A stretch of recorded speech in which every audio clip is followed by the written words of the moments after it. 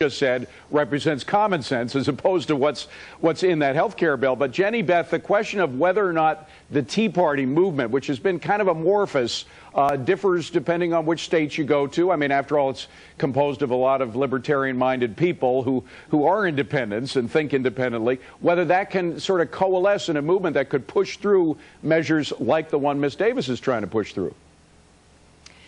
Absolutely, it can. And we're grassroots based and we're decentralized. While I'm a national coordinator, my job is just to help the local coordinators and the members organize.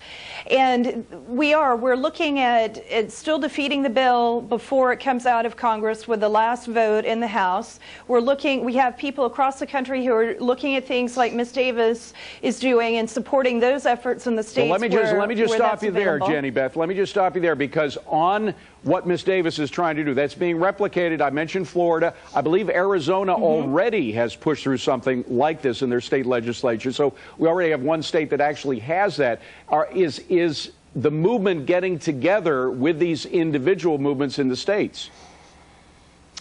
They are, and they work from a state level and from a grassroots level. And we know that what we have done with Tea Party Patriots, we have made the commitment that we're leaving no stone unturned. So we're looking at it from the national level, from the state level. After the election next year, if we can repeal it, we'll partner with other organizations to challenge the constitutionality. We're doing all of that, and we're doing everything we can so that the will of the people happens in this case, and Congress doesn't just shove this down our throats. Ms. Davis, tell us specifically how, if you are, working together with the Tea Party movement.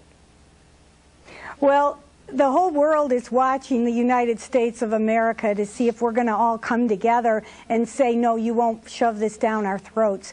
And I love everybody in the Tea Party movement. Well, yeah, maybe we're all not all that organized and maybe we're not all connected up, but there's something very beautiful about the American spirit that stands up and shakes our fist at the big bullies, especially when they're acting like they're deaf. Maybe if we yell a little louder, they'll be able to hear us in Washington. All right. Well, our audience is hearing you right now, the audience of Scoreboard. I wish we had more time. We got to leave it at that. But all of you, please come back and see us. We'd love to have you back. Cynthia Davis, Jenny Beth Martin, and Dr. Gary Gonsalves. Doctor, keep up the great work that you're doing as well. And we want to know what you folks think out there. States blocking the health care bill. You think it's a buy? Is it a sell? Or is it a hold? Text your answer to 369-249. And coming up on deck, President Obama phones it in. Americans looking for leadership from the president get an audio-only statement on the Christmas Day terror attacks. Is that enough, combined with what he said yesterday? Meanwhile, his administration coming under increasing criticism for wasting airport money.